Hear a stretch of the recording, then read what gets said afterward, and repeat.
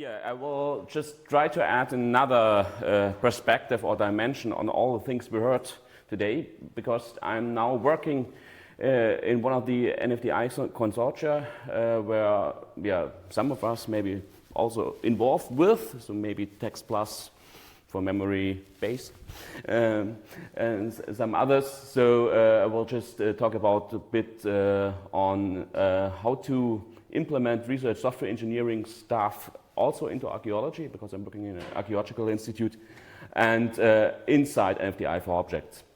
As you all know, research software plays a very important role in the whole humanities, or now digital humanities, or computational archaeology, or however you will call it. And especially in archaeology, it's a very interdisciplinary field. So we are working with natural sciences and all the other stuff. So the data as well as the software is totally diverse and have to play together somehow in whatever ecosystem. What is better if everything is open source somehow.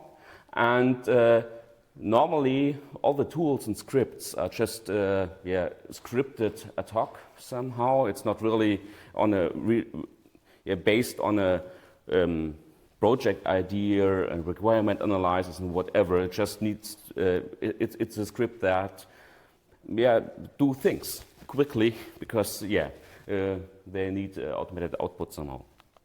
And but on the other hand, we want to have some scripts that produces reproducible things, that are reproducible because the data have to be reproducible.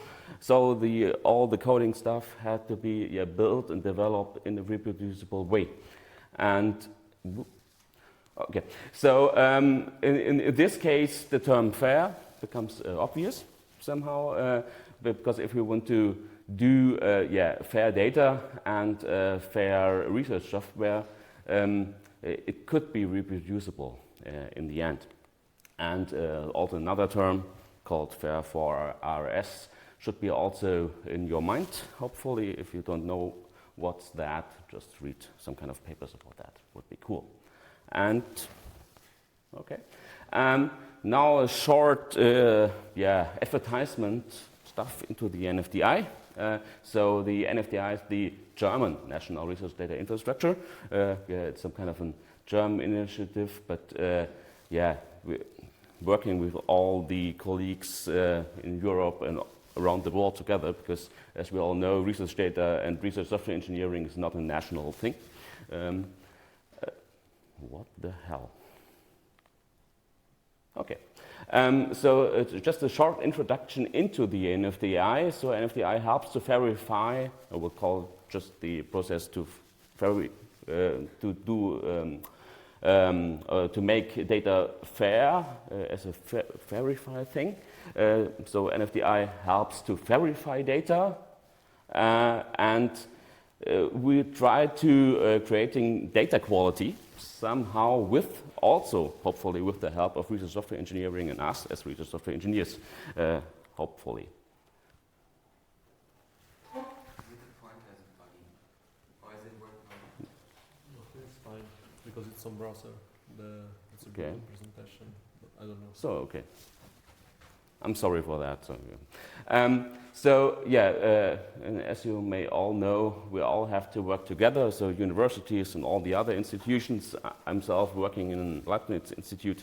So, but we had a lot of academies and whatever. And so we want to build an interlinked research infrastructure. What the? Yeah. And yes, as some of us are, as said before, connected to a consortia. There are in the humanities Text Plus, NFDI4Objects, NFDI4Memory, and NFDI4Culture. There are two more in the social bubble, somehow in the yellow one, with Consort, SVD, and BERT. And especially for our humanities bubble and digital humanities bubble, we work together. That's a cool thing. We should work together also in the next couple of years, because we have to solve, as we heard before, we have to solve the problems together, because on an IT level we have somehow the same problems, not on the expert domain level, but we have to convince them that it's the same thing everywhere. Come on. I can just put the. Switch it on the laptop instead. I don't know. Maybe. I can just put the. If it's fine with you, just the PDF. Yeah, it's okay. It should work smoother. This one? Yeah, Okay. this one. So, just coming to my own consortia, it's NFDI4Objects, so we are mainly working on data from archaeology and all the interlinked disciplines like natural sciences for experiments and whatever. And we are totally connected to everyone, hopefully. And we have the main case that we follow along so-called object biography. And everything, to implement everything in our consortium, we need research software engineering, as you may all know. And the cool thing about NFDI is that you should participate in this whole process, because it's not a top-down process, it's a bottom-up process. So if you are interested in this kind of things inside maybe things with objects in the cultural heritage domain, you can do that into NFDI with so-called community clusters, maybe somehow discussion rounds, temporary working groups, so really working groups who want to implement community standards and just try to convince the community that they should use their own standards somehow, and hopefully reuse other standards and not invent new ones, because we have too much of them. And for the research software engineering stuff, we have already created a cluster inside NFDI4Objects, which is called Research Software Engineering. I'm one of the chairs, so if you are interested in it, just take part of it, and we will just discuss things like, what we all want to do, how we can teach research software engineering also inside archaeology and digital humanities or whatever. So just being part of it if you want to, and just contact me. We are working together with all the other initiatives, also with the DHD initiatives. For me, working in the archaeological field, there's the CAA, and all the others, also the de-RSE. Hopefully you're also a member of that. And just join us, the slides are available. So, and the bigger and broader thing is the NFDI. There are also some sections which are working on that kind of things, also on research software engineering.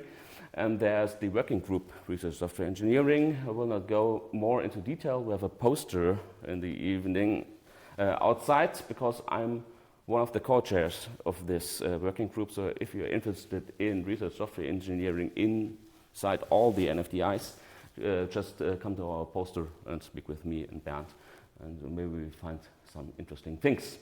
And just in the last couple of minutes, I will just try to show you some example projects where research software engineering is involved somehow in our work in NFDI4Objects, and also in the context of the CAA, so more of the computational archaeologists.